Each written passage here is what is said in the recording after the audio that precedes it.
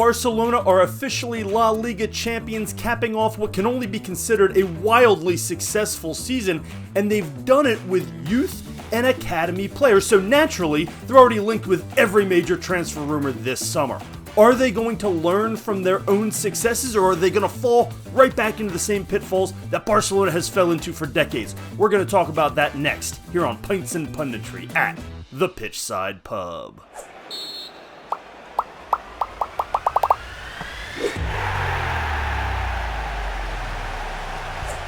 When you are Barcelona, you have your pick of the world's footballing talent, and that can be very tempting. It can be a very tough vice to avoid, and yet their success this season is entirely revolved around young academy players who they not only developed, but are still very cheap. And that's a problem that is going to creep up that they're going to need to solve soon before they go spend a lot of money on the transfer market, except that naturally they are linked with every massive transfer under the sun, as they always are, as they have been for years despite not having any money. So what are they going to do? Are they going to learn from their success that they built around this homegrown talent, or are they going to go out and spend a ton of money? They have to be very careful here. We're going to talk about the situation they're in here in a second, but before we do, go ahead and hit that subscribe button for me down below so you can follow the channel. Get down in the comment section. How would you like to see them handle this young core and the transfer market? Get in the comments. Let me know your thoughts. You can also leave comments on Twitter and Blue Sky at Pitchside Pub, and check out the website pitchsidepub.com.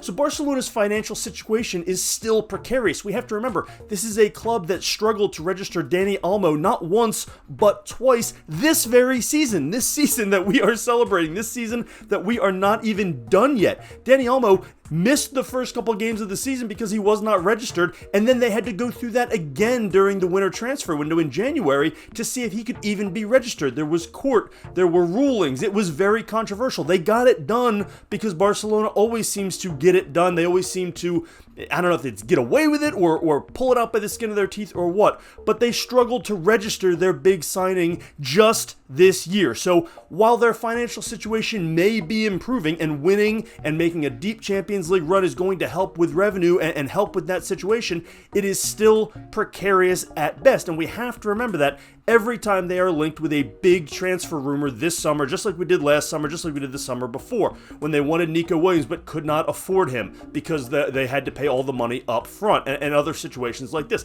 They still owe payments to other teams. So, we don't know all the ins and outs because La Liga is very shady with all this, and the entire financial regulations in Spain are just wild. But what we do know is that Barcelona certainly does not have a ton of money to work with. Their situation may be improving, but it is still precarious at best, and they cannot afford to go out and just spend wildly on the transfer market like they once did. And they shouldn't do that. Look at the success they had this season. It revolved completely around youth. I mean, they had your Robert Lewandowskis and Frankie de Jongs and Dani Olmo who played a role. It wasn't all young players, but they would not be where they are today. They would not be La Liga champions without their young, homegrown players. Obviously, Lamine Yamal gets all the attention. As a 17-year-old, he played over 4,000 minutes across all competitions. You have to worry about his future health. But it was hardly him. Pau Cubarsi's only 18. He played over 4,000 minutes for the club. Alejandro Balde's only 21. He played over 3,000 minutes. Marc Casado was 21 for most of this season. He played almost 2,500 minutes. Gavi was hurt for a lot of the season and still managed 1,600 minutes across all competitions. He's not yet 21.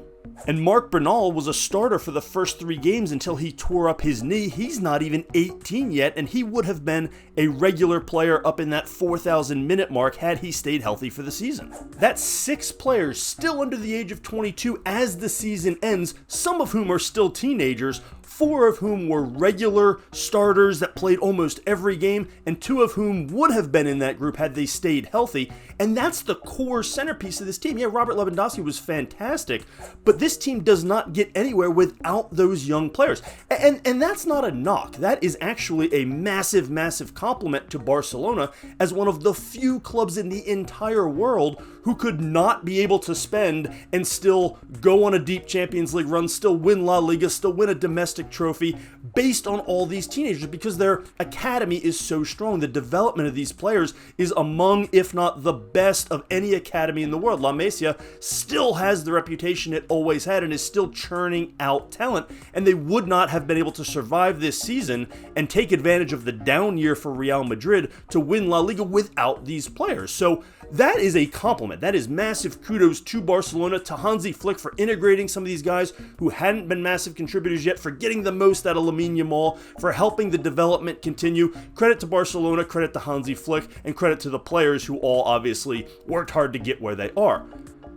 But they need to learn from this. They need to continue this philosophy and not, now that they may have some money to spend, and now that they've made themselves even more attractive on the transfer market, they need to be very careful not to fall into the trap that led them into their financial problems in the first place. They have some expensive players, many of whom did not contribute all that well. Ansu Fati is one of the higher paid players on this team. He got a massive extension after his breakout when he was a teenager. We're going to talk about that in a second, but they do have some big contracts. Frankie de Jong is a guy they've tried to run out of town for a few years and now reportedly want to re-sign him or give him an extension because he's playing up to their standards after they've tried to run him out of Barcelona since they've got him.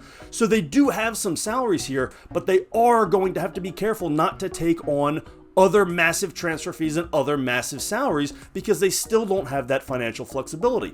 Additionally, these young guys need to get paid. They are not making much money. Lamine Yamal might win the Ballon d'Or this year, and he made about €1.5 million.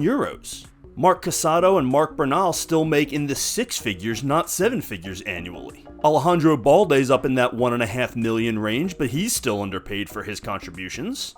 Pau Cubarsi's making $4 million this year, which is not a huge amount given his contribution and level of play. The only really young player from this group who's already had his payday is Gavi, who's up in the $9 million range.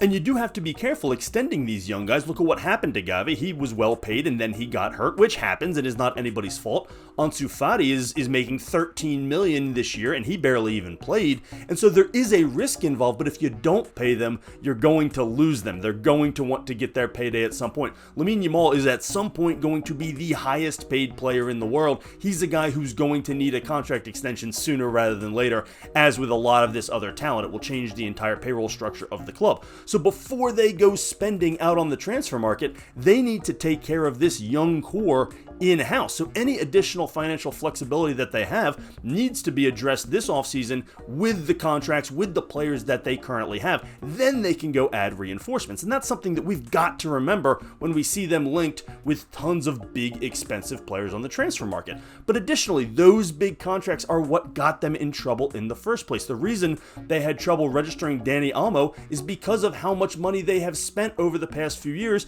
and they have also sold off some of their revenue generation streams.